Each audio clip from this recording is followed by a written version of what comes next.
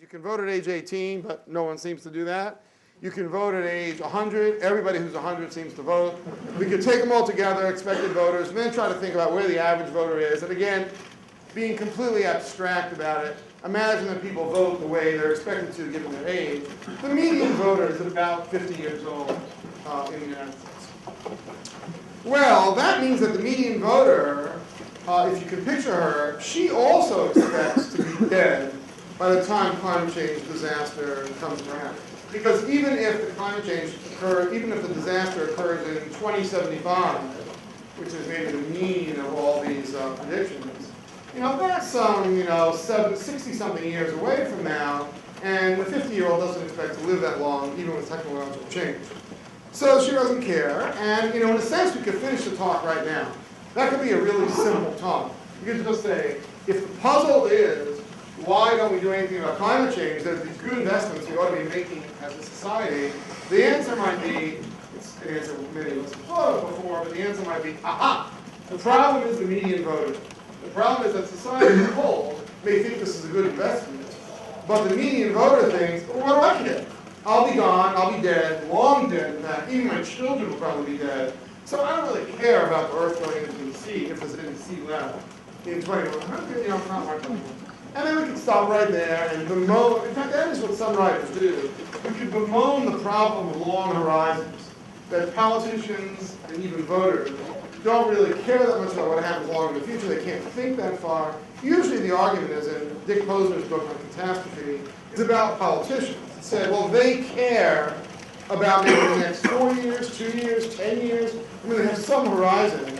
And if terrorism might strike within the next few years, therefore, the president really cares about terrorist threats. But things that might go wrong, like the tsunamis that are expected to strike 1 in 100 or 1 in 300 years, the probability of it striking when this politician is in office or can be blamed for the harm is really much, much lower. So you should expect a rational politician to care more about terrorist threats than about, say, equally destructive or valuable, or whatever word you want to use, tsunami threats. And that's the sort of the running theme of the Posner book. All right, when will our median voter care? By the year 2040, she might care. Depends what you think of her children and grandchildren thing. But even then, 2040, 2050, she's pretty old. She might think to herself, well, it's in 2040, picture a 50-year-old. The 50-year-old in 2000, it's an ugly thought, but in 2040, because who knows what we'll be wearing then and all that. But if you picture this 50-year-old in 2040, she thinks, by the time I'm 77, or certainly 85 or 90, there's a real good likelihood of catastrophe. This assumes we haven't done anything between now and 2040. So that median voter in 2040 might say, it's time to take precautions. Let's get on that steep curve and invest now. I wish they had invested back in 2008. They didn't. It's time to hurry up. Even then, maybe not care that much. Because I could imagine that, and I could imagine thinking in 2040, well, I can either lead a much lower standard of living life for another 20-odd years, or 30 years, or I can lead, a better life for 35 or 45 years. And I can imagine the 50-year-old median voter in 2040 saying, I don't know, I'd rather lead a good life until age 75, and then the planet will burn, or whatever will happen to it. And that might be much better than severe precaution taking, which if it comes as a shock in 2040 would probably amount to quite a jar in the standard of living. So again, I don't want to really mess with that today. I'll just say, I think we can agree that if we do nothing, and if the projections are right, then in the year 2060, the median voter will really, really care. Now disaster will be either 15 years away on some studies, or say even a little longer than that away on other studies, 40 years away on other studies, but I'll go with the 2075 prediction, since that seems to be the current average. When I started writing this project, the year 2100 was the year people were holding out. But if it's 2075, I think the median voter in 2060 will really, really, really care. So that's step 2. You might say, oh, it's a shame we could take more modestly expensive steps now and solve climate change problems as best we can if we start now. We ought to do that as a socially optimal thing if we take all generations together.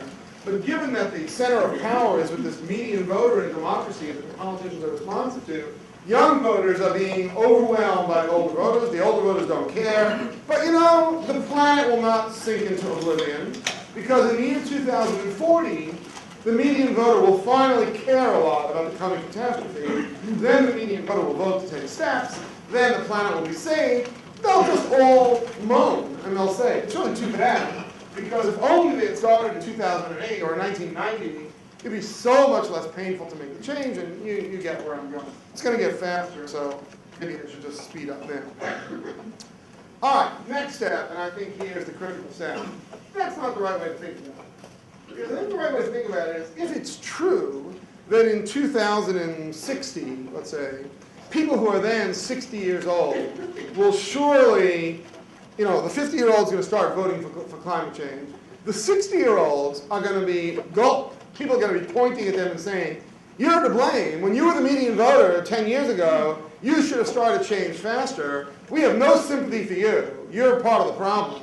So first of all, we need to take steps right now. And second of all, this is very expensive for our society, and we're not giving you any tax breaks. You are going to pay enormous taxes in order to start taking these changes. Again, I'll call everything taxes, though I realize there are other things that it might be. It might be a lower standard of living. It might be nobody can drive a car. But let's just make believe that it could all be solved by the government spending money to take it all into one metric. Well, knowing in the year 2040, or I know I'm getting my years mixed up, but you know, knowing in 2040 that in 2050, the median voter will start taking expensive steps, and expensive steps will mean raising taxes a great deal. 10 years before that, the median voter might say, well, I don't really care about climate change, but I really care about climate change-induced tax change, you might call it. In other words, the catastrophe I face is not that I will live in a city that will go into the sea. That will happen after I die. But the catastrophe I worry about is that I will spend a good part of my adult life spending everything and living a very low standard of living so that the people who come after me will not fall into the sea. I'm willing to avoid that. And then once you see that, you can see the iterative process working backwards, that when the median voter begins to care about what later median voters will do and how much it will affect the first median voter's lifestyle, then median voters will start doing things to avert climate change in order not to be in a position where everybody blames them and taxes them in order to get more expensive changes later on. All right, that's an important step. You sort of have that idea? So it's not as bad as it looks. It's very bad, but it's not as bad as it looks. It's like the theme of every movie. It looks terrible, music, but it's not quite as bad as it looks, because at some point people will get rational because they'll realize that they'll be held to blame or made to pay. Therefore, we can iterate backwards, if that's a verb, a little bit. And you know, a hyper-rational person might go iteratively backwards all the way to today, though I don't want to go there for reasons that will become clear. But the idea is that we might start things a little bit earlier as median voters care about this. Now, what do you notice about this? First, tax law matters a lot. You know, right now, in most of these countries, certainly the United States, most of what the money we raise, most of the burdens we impose are through the income tax system. But it need not be so, and it's not so in every country. And if I don't really care that much about what happens after I'm age 70, because I figure I'm going to pay low taxes then one way or the other, I might care a lot more if we were staying on a national sales tax or a value-added tax or something else. Because I got to tell you, I don't really expect to retire ever, but I do know that if I do retire, I then expect to consume. That is, I'm also not going to go into much. Indeed, I'll probably take more vacations and play more golf and do other fun things. So it might be that one way they can get me to pay will be to switch from an income tax to a value-added tax somewhere between now and then. Now, I don't want to make this a lunch about tax policy, but you see where this is going. This could be true of everything. It's always true that at any point in the intergenerational bargain, the younger voters could vote to change from an income tax to a value-added tax. That would suddenly break the social compact if you did not have transition rules. Older voters would say, oh, wait a minute. I paid income taxes, you know, from age 25 when I first became an associate at a law firm, all the way to age, you know, 66 when I retired. And I did all that at high rates, taking into account all the benefits I would enjoy from age 66 to 86. It's not fair for you now to switch to a value-added tax that you collect more or less evenly from people between age 26 and 86. This is a regular social problem about transition rules and switching. And maybe the reason we don't find these switches or constitutional amendments to forbid it is that it's an uneasy social bargain and nobody wants to open this Pandora's box. And there may be reasons for it. But if we suddenly needed trillions of dollars to effect a climate change policy, it would be quite plausible, especially if everybody was blaming, if you guys blame the finger, point the finger at me and blame my generation for not having taken steps right now, it's much more plausible that you'll feel it's perfectly okay when Levmore is 65 to switch from an income tax to a value-added tax in order to put much more of the burden on his generation, which went around driving their Range Rovers and Hummers as if there was no tomorrow while we were all screaming, recycle, recycle, drive smart cars. And that could well be, and that might happen, and that's part of the game. There are a lot of ways to do this. It could be specific taxes. I mean, not a tax on movies, because young people like movies. It could be a carbon tax or a gas tax. As you may know, some of you went to another lunch where I talked about what we might gain from having less of an income tax and much more of an oil tax or gas tax or something of the sort. That might be a very good idea. Whatever it is, you need to think about the generational effect in all these taxes. This is a traditional way to do this, which is tax, right? Borrowing money. That's a traditional way when young people want schools and old people say, I don't care about schools anymore because I never learned anything there, and besides, I don't have kids who are school age anymore. The typical thing that young people do when they move to the new suburb is they say, fine, let's issue bonds and we'll pay back these bonds over 20 or 25 years. And that way, those of us who are going to enjoy the schools will pay more than the presumed share of the cost of these schools.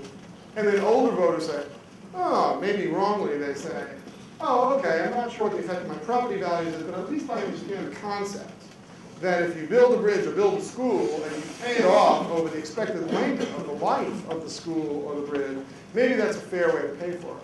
And presumably you could do the same thing with climate change. Old people would say to young people, I don't care about climate change. You do? Okay, I'll start climate change policy, but you pay for it. And the way you'll pay for it is we will issue bonds and we'll pay for that over a long period of time. The problem is that right now, the long period of time would be 80 years, maybe rather than 20 years. We have very little experience with borrowing of that length. Young people don't like, surveys suggest that young people don't like long-term borrowing. Old people don't like borrowing at all. Young people don't like long-term borrowing. Part of it is uncertainty. The more rational part might be that you, as young people, you think money is too cheap if we can borrow it. If my generation, that is the median voter, said, let's borrow trillions and trillions and trillions and build undersea villages that will be there in case the enemy attacks or something, you guys would roll your eyes and say, you know, that's the problem with borrowed money that they want us to pay back when we're law firm partners. I mean, they just overspend. These are not really cost-justified Atlantises in the sea. They're just spending on crazy projects because the money is too cheap. And you'd be right about that. That is, it's hard for politicians to think correctly about the expenditure, and maybe even voters to do so, if they don't have to really spend the money themselves. So, one lesson from this is that the world that we live in is an unsurprising world. Right? Once you think about the median voter, it's unsurprising because, sure enough, right now, movies are more popular, people are beginning to care about climate change. In surveys, it rises a little bit. It used to be that everybody cared about crime, the economy. Now, you know, those are a little bit lower, economy's still up there. Climate change has slowly but surely risen in people's and voters' minds. That's the important issue of the day. Some of it is more information, I grant you, but some of it also is, it's more pressing. It's now, you know, 70 years away from some expected catastrophe rather than 90 years away from some catastrophe. And as the median voter ages, you should expect the median voter ages in the sense of the gap between that and catastrophe, you should expect the median voter to care a little bit more about climate change and about calls to action. Again, I think this makes much more sense if you see it not as that I care about climate change, but more as that I care about climate change-induced tax change. I don't want to be made to pay for it and have all my older years be led in poverty. You might say that democracy is like a teenager. I don't mean that only democracy is like a teenager. I just finished reading this great, chilling biography of Mao, which some other people in the room may have read or listened to. or kindled or whatever we do these days. And Mao was also like a teenager, really didn't seem to care about what happened 20 years later. He didn't seem to care about anything after his own death, really. So Mao also had a pretty short time horizon. I don't mean to blame democracies as, the only ones that have it, but democracies have pretty short time horizon. Like your average 15-year-old. They can really see that playing a game now would be fun. They can see that maybe they ought to do something now in order to get something in a month, maybe in a year. That's pretty short way of thinking. There are very, very few, teenagers that say, ooh, I was thinking of saving more money now so that I would have money for my retirement. And that's kind of an unheard of thing. And even getting a teenager to study a foreign language that might be useful much later on is hard to do.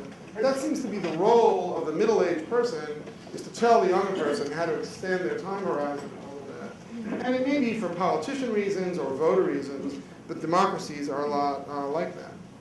Anticipating some of the questions you'll ask when I finally wind down, which I'm not doing yet, you might say, well, wait a minute. If rules were fixed, if tax rules were fixed, and we had pure Coasian bargains, it really shouldn't matter where the median voter is.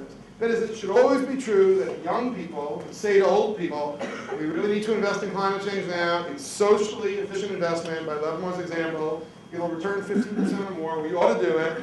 Look, if you guys are going to use your power to vote to block this, we'll pay you to do it. We'll promise you lower tax rates. We'll give you money. We'll give you Medicare. Whatever it takes. Let's have a Coasian bargain.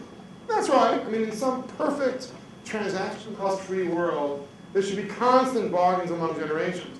But it's not surprising that they don't happen. There's incredible uncertainty. There's the uncertainty about what you need and when you get it and its cost. There's uncertainty about the tax rules. Once people see that you can change the tax rules, you'll worry that when you get old, people will change the tax rules on you and make you pay for everything for the previous 100 years, the next 1,000 years. There's almost no end to it. So it's very, very tricky to try to shape some of these non-fixed rules, like what the tax base of the country is. Almost everybody who proposes moving from an income tax to a value-added tax promises transition rules. Oh, let's give relief to the people who will be hurt, i.e. older people mostly, from this transition. So when so many moving parts, the bargaining is tough, I guess that's the way I wrote it down to myself. And what about internationally? And now I begin to see another piece of fun. So, the standard argument against investing in climate change is to say, well, why should we go to great expense or suffer if really it won't accomplish very much because India and China won't do that, to pick two obvious counterparts. And then either they will just increase their effluence or whatever we think they'll do, or we'll lose our competitive position so the cost will be higher. You're familiar with all these arguments. And that may be right, and I think presidential candidates ought to be addressing that, and we can talk about that later if you like. But what does this tell us about all that? I think it tells us something very interesting. India is really the best example. You see, an added complication is that India is much younger than we are. I don't mean the date of their independence. I mean the age of their population. So, and all more so in 2040.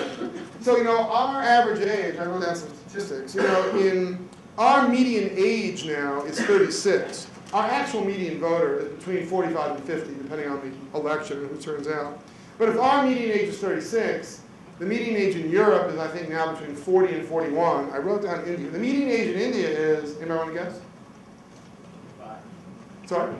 25. 25 is exactly correct. The median age in Rwanda? Oh, Uganda. That's the lowest. 22. 15. So, median ages really vary around the world.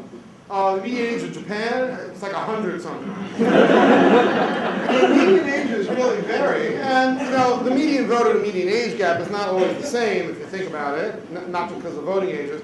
But, more or less add 7 to 10 years to figure out the median age of the voter. Though, if the median age is 15 and the voting age is 18 or 21, you got to add a bigger gap than that. But you can see the idea.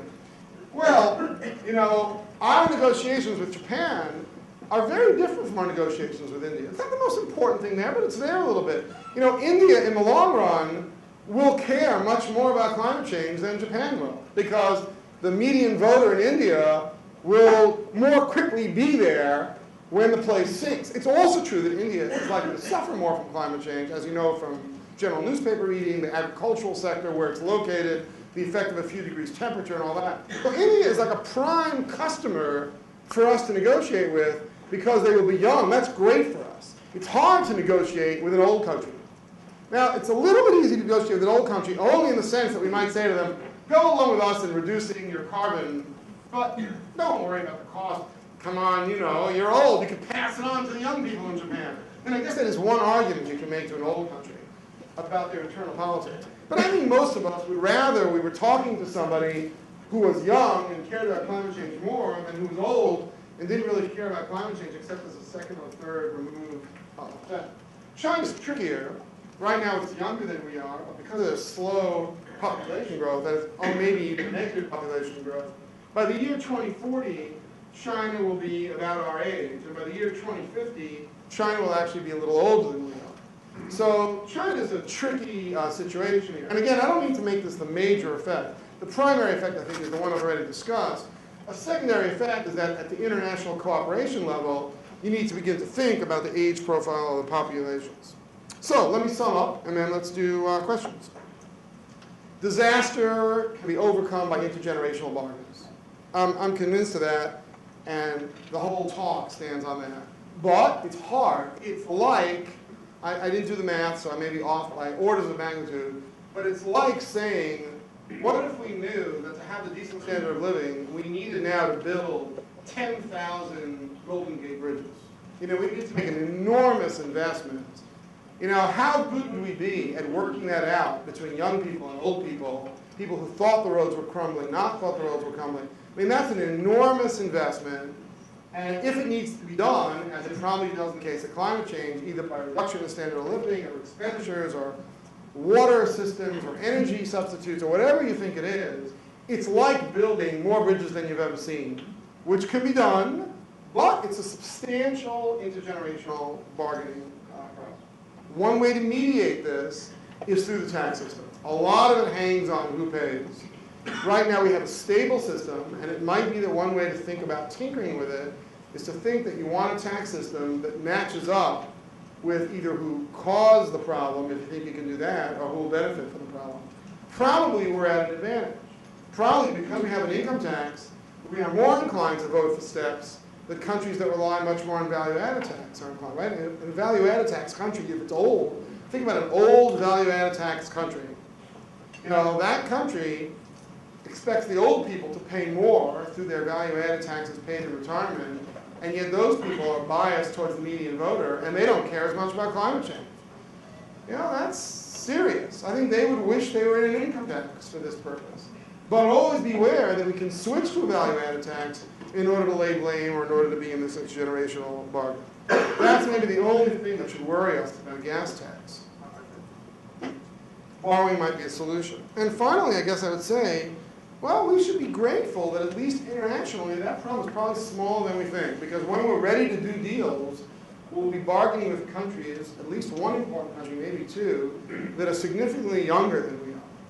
And that's probably a good thing if I'm right about the initial claim that when push comes to shove, the age horizon, or age profile of the voters will. So why don't we stop there and, as is our tradition, spend half the time on questions and responses.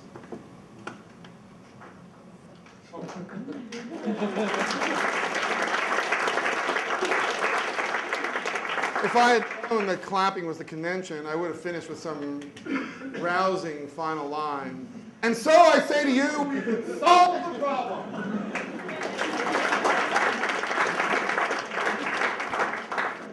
In the second part of your talk, where you're talking about international ages of countries, what effect is it that, say, India, the age of death is probably on average much lower than it is here? I mean, yeah, they're younger, but they're still not going to be around in 70 years because they don't live as long.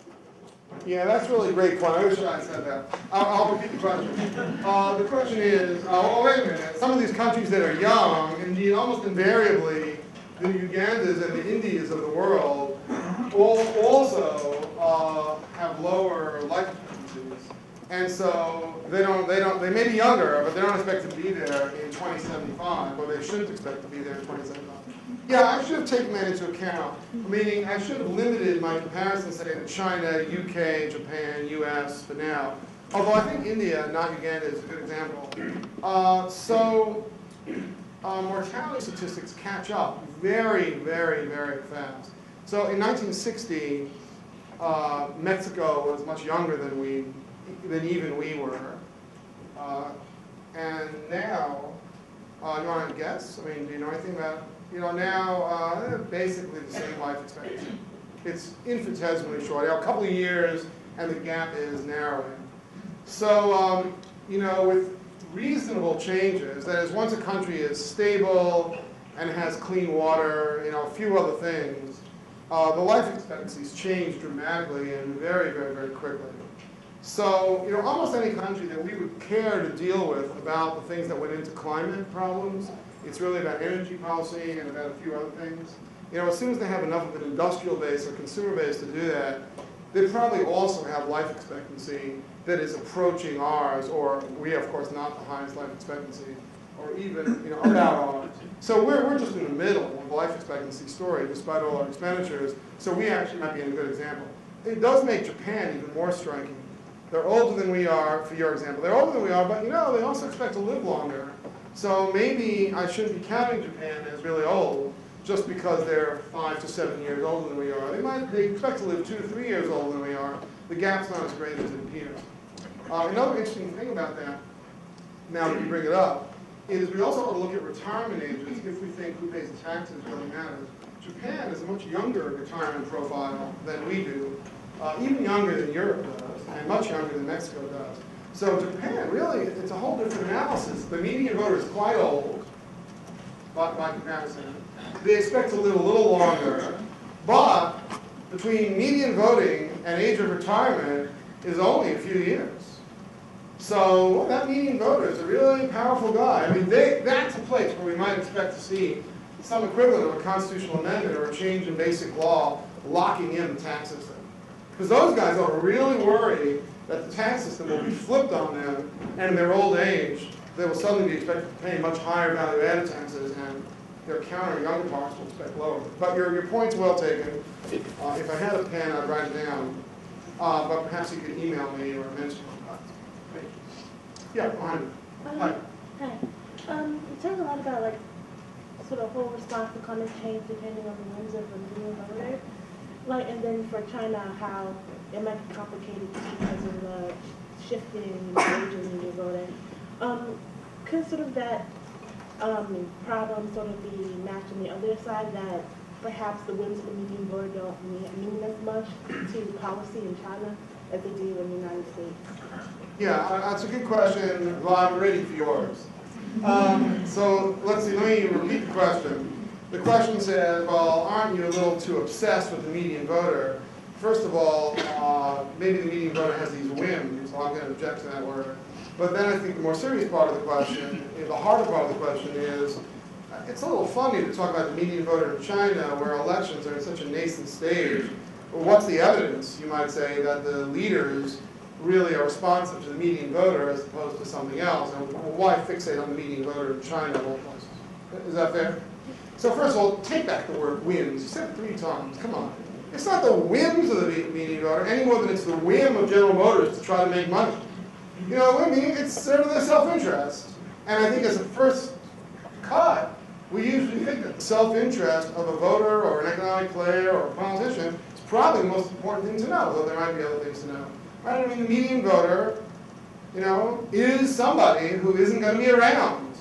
I don't recycle as much as you do, I bet. True? Are you a recycler?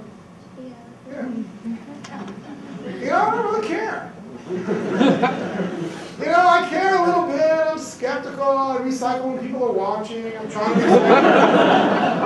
it's hard to get worked up about it. And I'm sure that if I lived in Montana and I was a fly fisherman, I would recycle more. It would be more obvious to me what the costs of the pollution were. I'm sure if I were young, it's not an accident that young people are more into environmental stuff. I think there's a lot of evidence about that. So, let's not call it whim. Let's call it self-interest. Your point about elections is quite right. I am assuming, for purposes of writing a shorter paper or book, I am assuming that China will eventually have elections and care a lot about the median voter, and that that's the right way to think about the future there. It may be wrong, It may be that we should think about societies that are responsive to what exactly? To the median age of interest groups, the median age of the most important workers. You know, it's not clear. It's clear that the leadership of China is responsive to somebody. I mean, you'd run the country a lot differently if all you cared about was maximizing the size of your castles or something. You know, they're not living in castles. So they care about something. It's for long-term stability with something. You know, it's hard to generalize even about the countries we know best. You know, what are our politicians doing? You know, it's not obvious always. But as a first cut, I think responsive to the median voter is fair. It may be that if you don't think elections matter that much in China, then they are more responsive to median age. That's fine, since median age correlates, for obvious reasons, almost perfectly with median voter. And that's okay too. The age profile will still matter. So all I need to get you to agree is that if China were very, very old, say the median age in China was 59, or China was very, very young, say the median age was 17, won't you agree that the leadership would react very, very differently towards climate change problems thought to be catastrophic in Shanghai, say in the year 2067? I think the answer is just got to be yes.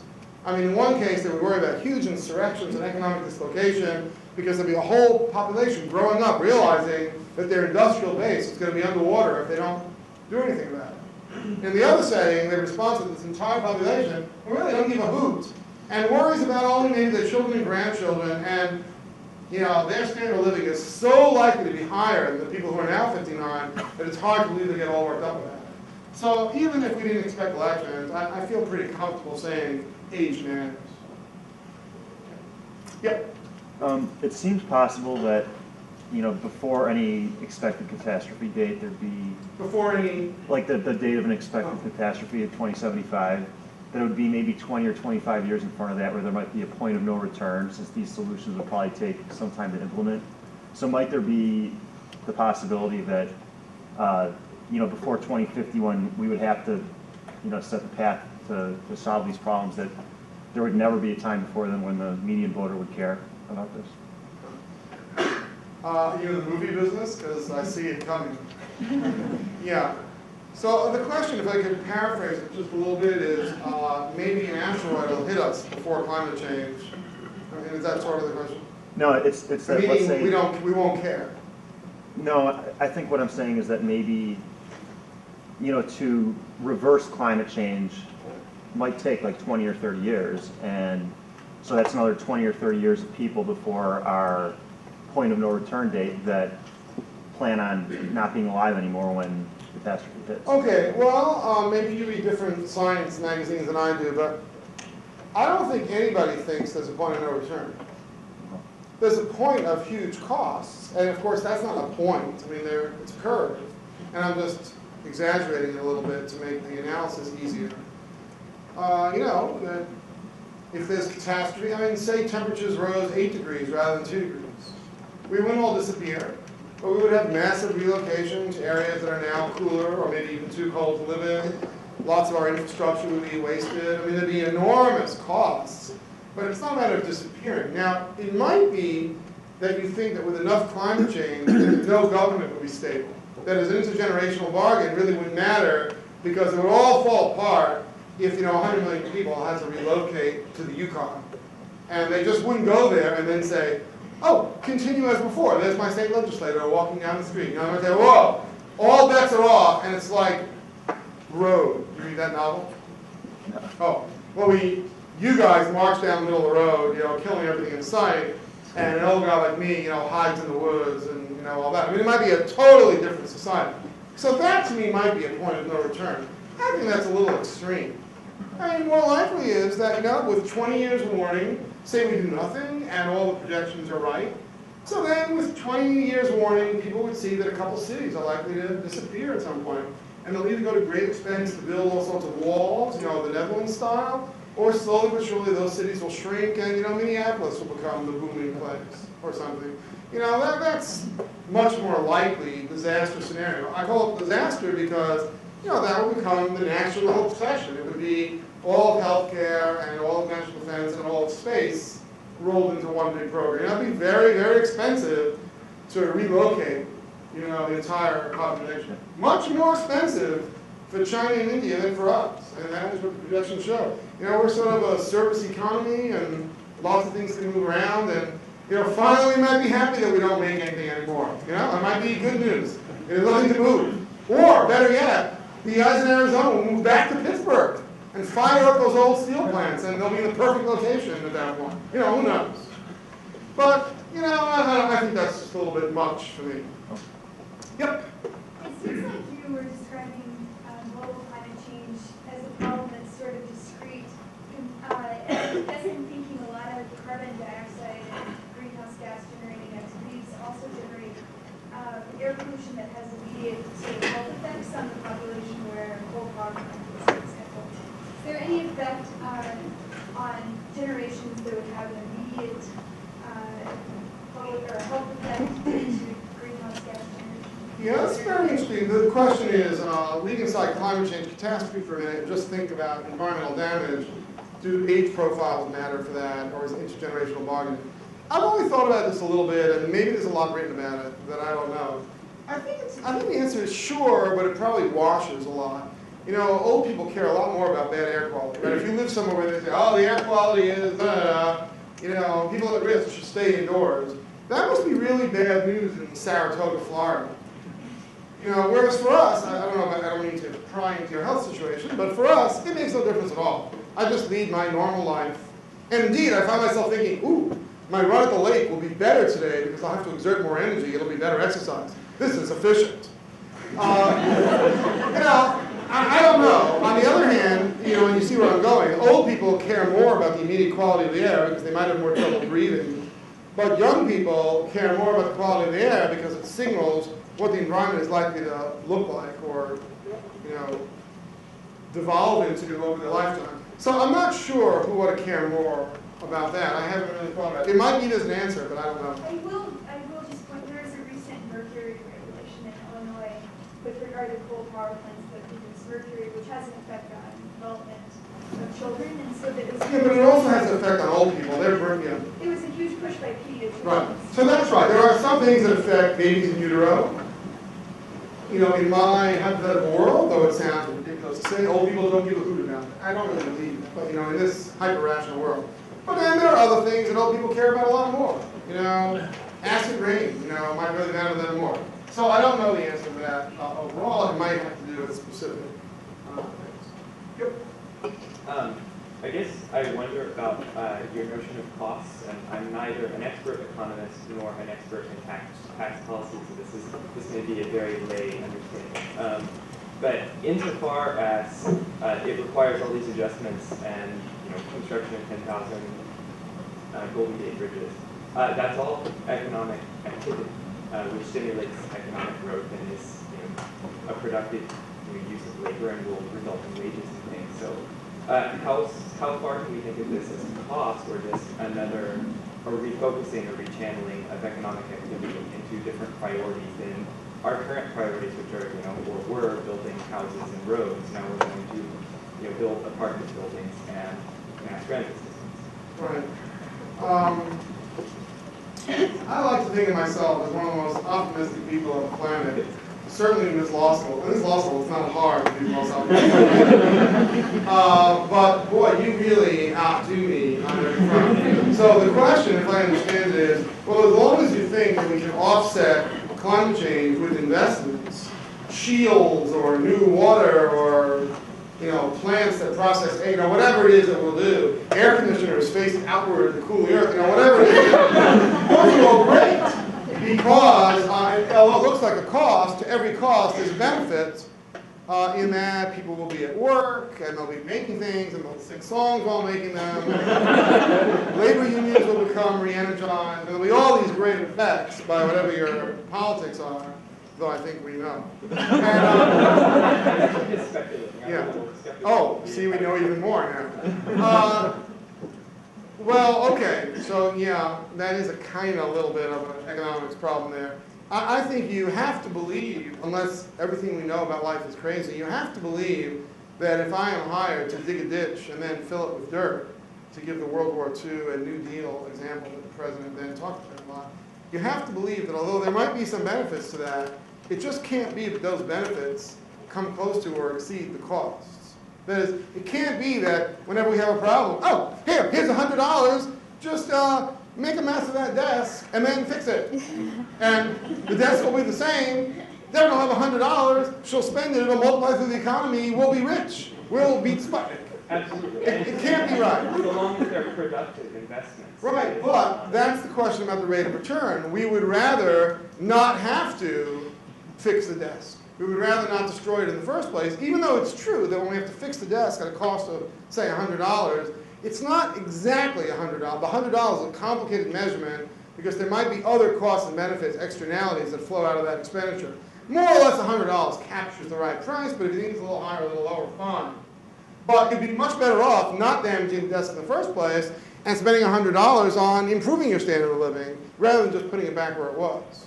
So you don't want to have to build shields and air conditioners in the sky and all that if you can help it, but that is what we mean by the cost of global warming. We mean there are a lot of ways to deal with it. You could cut down on your gas now, you could do this, you could do that, or maybe you could build things like bridges and factories to reduce it. Maybe, you know, I'm trying to summarize all that in one statistic, but I think it's dangerous to think, wow, that's good news, because the massive expenditure will keep us happy. No, the massive expenditure will be an expenditure.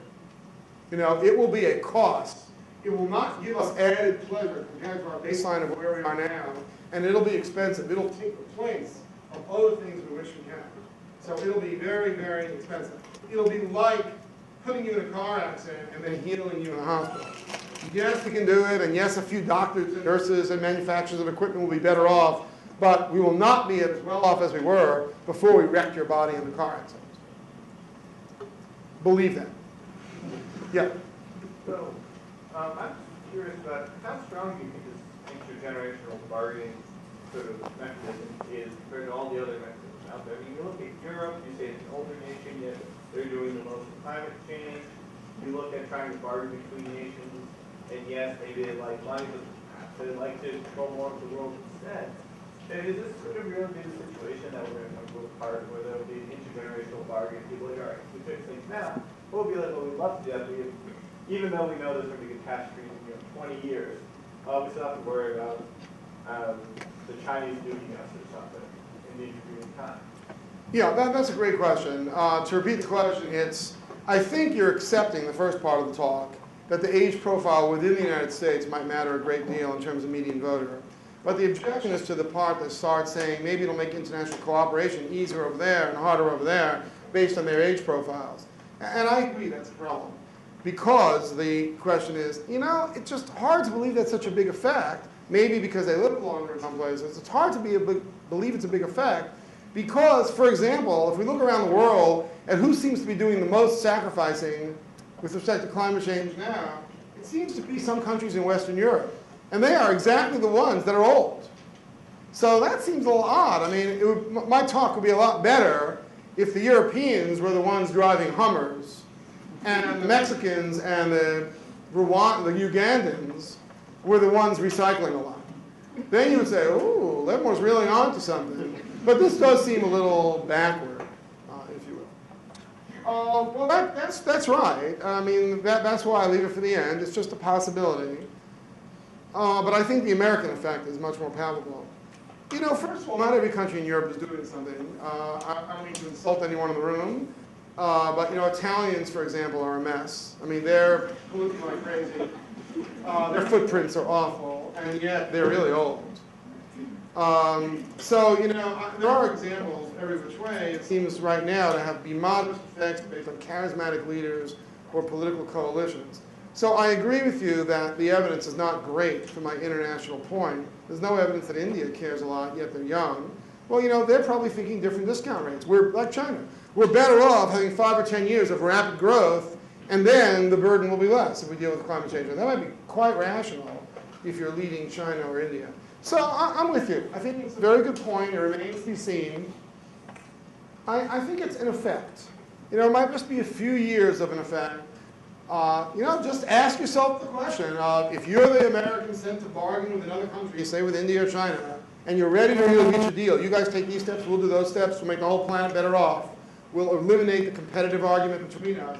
Would you rather their age profile were old, or would you rather their age profile were young? Or don't you care? you know, your question suggests you don't think you care. My talk suggests, I think you would rather the age profile were young. You know, maybe not, in which case it's a modest, you know, theoretical effect. I think it matters. Yeah. I'm not entirely convinced by the extent to which we rely on the median voter. First of all, I think in the international context, you only do that as the median age for the population in general, not the voting population, right? And you didn't look at what extent of the population is actually participating in the political process, so that might have an influence. And also, I think you might need to look at the political systems in the different countries, like where do you have countries where the actual people could directly vote for a bill that implements some sort of climate change, I don't know, and where, I mean, for example, in the US, the voters themselves wouldn't actually make a difference, only the representatives. And then you always have the problem of, you know, political pressure and self-interest on their part. So, yeah, I'm not entirely sure how the median voters really predict. Okay, so it's a lot like the China question I got earlier, but the question is, you know, you're obsessed with the median voter, the whole paper hangs on the median voter, and I don't really think people have much to do with what happens anyway, and besides, the median voter might be different from the median age elsewhere in the world. Okay, I mean, you know, that's your view. I think they are responsive. The median voter does track the median age very, very closely for natural gap reasons. You know, I think there are hundreds, I mean, you're in a respectable group. There are a lot of people who think, median voter, it doesn't really matter. I think there are a lot of policies we could show each other around the world where our best explanation of inter-country differences, or especially changes within a country, have to do with what the median voter has come to believe. And I don't just mean median voter by age, but median voter by lots of things. So every country seems to think that if you have a big secession movement and a whole lot of the country lops off, that the domestic policy of the remaining part of the country will change. How about that? That's because they think the new median voter will be very different from the old median voter. And every country seems to think that if you take on another whole piece to your country, things will really change politically, no matter what your political system. Again, the median voter will change. You know, everybody seems to think that when China reabsorbed Hong Kong, that Chinese policy would in all sorts of ways change. It appears to have changed. These are all ways of saying that median voter is sort of one way to think about it. You could talk about it different ways, the responses to this pressure group or that, but Hong Kong, by the way, is amazingly old. But that's, you know, I think those are all related. But I accept that this really does depend on believing that a lot of politics is responsive to something about the population, which we're just trying to capture in this one metric called the median voter. It may be the wrong metric, but I don't know. I think it's too easy to say, oh, well, maybe participation is different, and who turns out to vote, and who votes. You know, I think by and large, you got to talk in large terms. You know, it would be like, imagine if I did that with climate change, and I said, you know, cutting out on driving really isn't having anything to do with climate change. You know, there are some cars that really, you know, if I have a big car, I might actually drive it less than if I had a small car. Because, you know, just say, you roll your eyes and come on. We got to deal in macros and policy. We can't have policy for each family. And as a macro level, one way to cut down on this is that. And I'm doing the same kind of thing with the voters. You seem so eager to get out tonight. Well, what I was wondering was, as the issues of climate change and maybe other issues kind of become more prominent in the media, these issues that affect young people more, wouldn't that kind of turn out more young people to vote with the active shift the median voter age down and change the structure of the voting? Right, so the good question is, although you'll be a little startled in my response, the good question is, ooh, I see another effect. It's a friendly question, actually. The good question is, as climate change becomes more important to young people, maybe young people will participate in voting more. Now, old people vote more than young people and all that. And so maybe that'll reduce the age of the median voter more. It's the opposite of the previous question. It says, I'm more obsessed with the median voter than you are. And you're, you know, the median voter gap is going to be greater, et cetera. Maybe that's fine. You know, that'd be great. I like to be right, so that would matter. You know, that matters to me more than climate change. You know, come on. But, you You know, here's a startling fact. It's very, very hard to come up with anything that a country does differently in a democracy. It's very hard to come up with anything that would have been different if more people had voted. It's just hard. You know, every study you see, say the United States has a notoriously low turnout rate compared to Europe. There's some people here in my public choice class that have seen more of this evidence. But you know, say you compare the United States and Australia. Australia with compulsory voting, and the United States with what seems to be like compulsory non-voting. You know, it's really hard to identify differences in policy or who's elected or what based on, oh, more people are voting. It's true that some of the people who don't vote are poor in the United States, but the people who vote the most are poor old people. So poor is a complicated thing. It's true that old people vote more than young people, but you know, the rate of the population change of who's old and who's young probably has a bigger effect. It's just very hard. It's very hard to find anything. Our own Tom Miles, I think, if I remember the workshop, where I had a study in which, what if ex-felons who are now not allowed to vote could vote? What would happen? Yeah, really hard. You know, probably wouldn't make a difference. You tend to think of ex-felons as, whoa, they are all, you know, they have the same, you know, they're a certain age, they're a certain gender, you know.